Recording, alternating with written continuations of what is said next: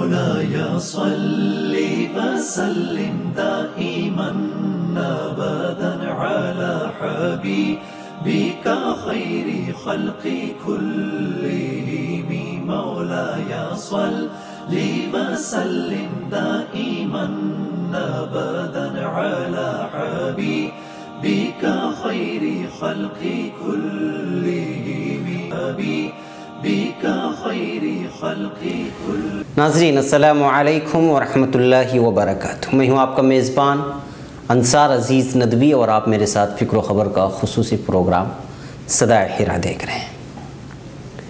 ناظرین الحمدللہ یہ صدائے حرا کی قسطیں آگے بڑھتی جا رہی ہیں. یہ 72واں ایپیسوڈ ہے. گزشتہ ہفتے آپ نے سنا تھا کہ مسلمانوں نے آپ صلی اللہ علیہ وسلم کی ہدایت پر کیسے حبشہ کی ہجرت کی اور ہجرت کرنے والوں میں کون لوگ تھے. پھر کفار مکہ کی میٹنگ کے سلسلے میں بھی آپ نے سنا. اب چلیے آگے بڑھتے ہیں. تو لہٰذا کفار مکہ کے وہ دونوں سفیر یعنی عبداللہ ابن ربیعہ اور عمرو ابن العاص یہ لوگ حبشہ پہنچے اور پھر پہلے سے طے شدہ منصوبے کے تحت تمام وزراء کو تحفے و تحائف پیش کرتے ہوئے ان کو اپنا قائل بنا لیا.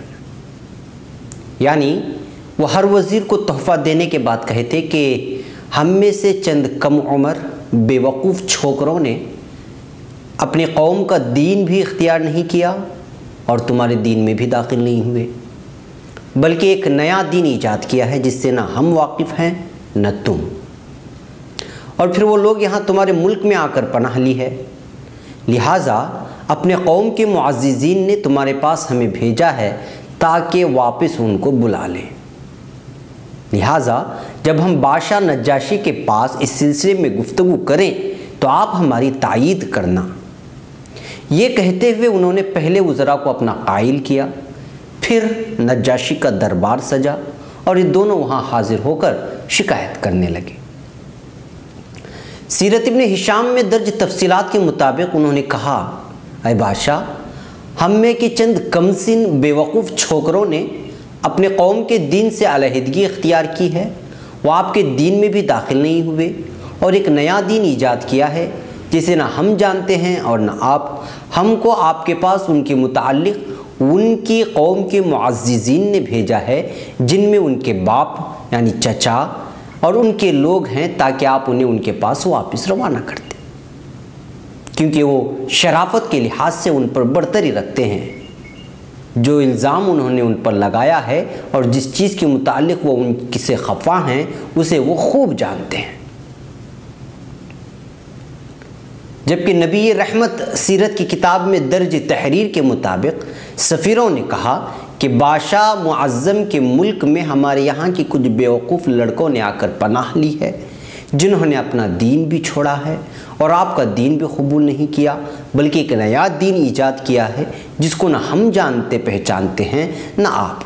ہمیں آپ کے پاس ان کی قوم کے کچھ سربراوردہ ذمہ دار لوگوں نے جو ان کے رشتہ دار لگتے ہیں جیسے چچا، قریبی عزیز وغیرہ، انہوں نے بھیجا ہے تاکہ آپ ان لڑکوں کو واپس کر دیں، اس لیے کہ یہ ان کے معاملات سے زیادہ واقف اور ان سے زیادہ قریب ہیں.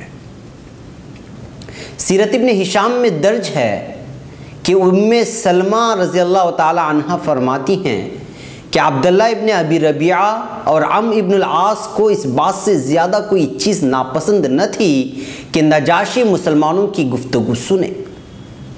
اس کے بعد اس کے ان وزیروں نے جو اس کے گرد موجود تھے وہ ہاں میں ہاں ملاتے ہوئے کہنے لگے، اے بادشاہ، ان دونوں نے سچ کہا کہ ان کی قوم شرافت کے لحاظ سے ان پر برتری رکھتی ہے اور جو الزام انہوں نے لگایا ہے اس سے وہ خوب واقف ہیں.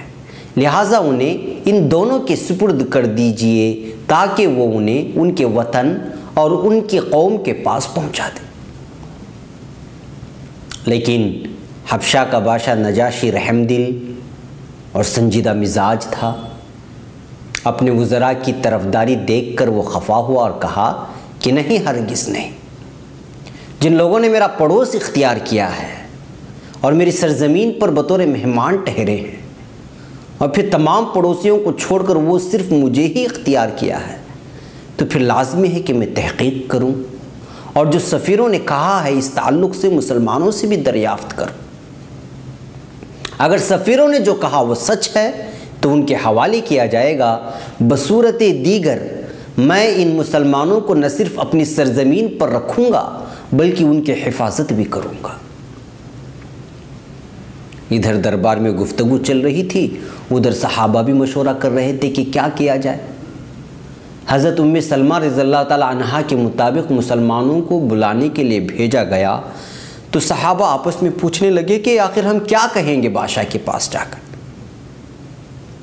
تو پھر سب کا یہی کہنا تھا کہ واللہ ہم وہی کہیں گے جو ہمارے نبی صلی اللہ علیہ وسلم نے ہمیں تعلیم دی، چاہے جو کچھ ہو جائے۔ ادھر صحابہ رضی اللہ تعالی عنہم تیاری کے ساتھ نجاشی کے دربار میں پہنچے تو وہاں حبشہ کا بادشاہ نجاشی عیسائی علماء کو بھی بلا لیا تھا، اور ان علماء یعنی پادریوں کے سامنے کچھ صحیفے بھی کھلے تھے۔ ایک جانب عوام جمع تھے، پھر عرب کے 2 سفیر، بھرے پورے دربار میں آواز گونجی اور ایک کے بعد دیگر سوالات کی بوچھار ہوئی کہ اس دین کی حقیقت کیا ہے جس میں تم داخل ہو کر اپنے قوم سے علیحدگی اختیار کر لی۔ نجاشی نے پوچھا تم لوگ نہ تو میرے دین میں داخل ہوئے ہو اور نہ موجودہ کسی مذاہب یا دینوں میں سے کسی دین کا اختیار کیا ہے، تو پھر تمہارا الگ نیا کون سا دین ہے؟ نجاشی کی جانب سے یہ سوال سن کر جاہلیت کی تصویر کشی کرنے اور اسلام کا تعارف پیش کرنے کے لیے آپ صلی اللہ علیہ وسلم کے چچا زاد بھائی جعفر ابن ابی طالب کھڑے ہوئے اور ایک تقریر کی، اور یہ تقریر ایسی جاندار اور تاریخی تھی کہ آج بھی اس تقریر کے الفاظ ذہن میں پڑتے ہیں تو زمانے جاہلیت کی تصویر ابھر کر سامنے آ جاتی ہے۔ ناظرین، وقت طویل ہو چکا ہے اور تقریر بڑی لمبی ہے، لہٰذا جعفر ابن ابی طالب رضی اللہ عنہ کی تقریر اور دیگر تفصیلات کے ساتھ اگلے ہفتے میں حاضر ہوتا ہوں۔ یہاں مجھے رکنے کی اجازت ہے اور آپ ہمارے دیگر پروگراموں سے استفادہ کرتے رہیں۔ السلام علیکم ورحمۃ اللہ وبرکاتہ۔ دائما ابدا على حبيب